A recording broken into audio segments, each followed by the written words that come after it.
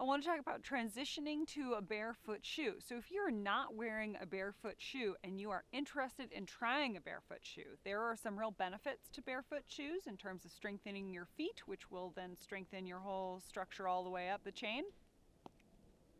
But you don't want to go from whatever you're wearing into a barefoot shoe right away. You want to have a transition period.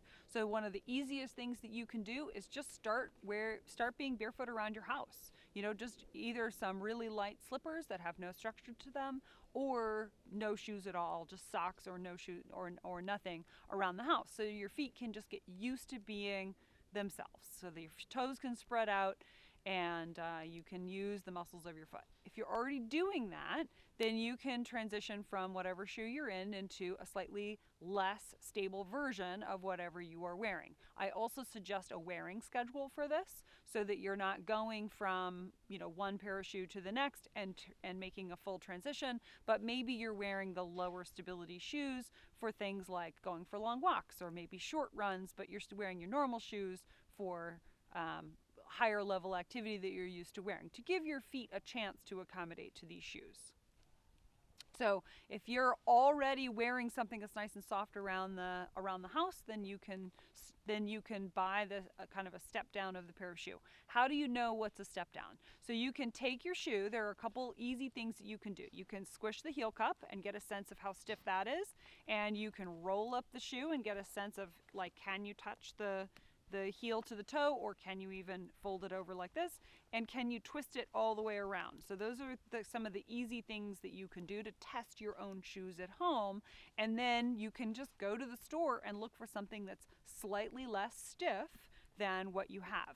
If you have a rise in your shoe, so if you have some amount of rise, this is obviously barefoot is a zero rise, and so if you do have a little bit of rise, definitely don't go from wherever you're at to 0 unless you're only at 1 or 2.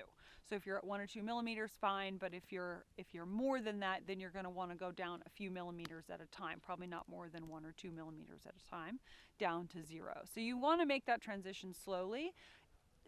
And particularly the more active that you are. So if you're somebody who's very active, you're not going to go from either a high or a medium stability shoe straight to a low stability or barefoot shoe. You're going to want to make some transitions to do that so that your foot can get used to the less support.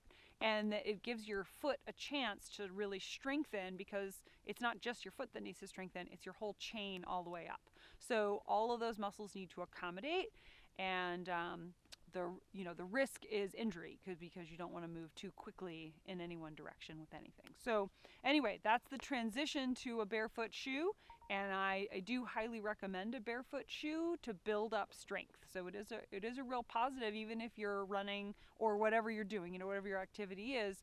If you're doing that successfully, great. You can do it just a little bit better with a little bit more strength in your foot.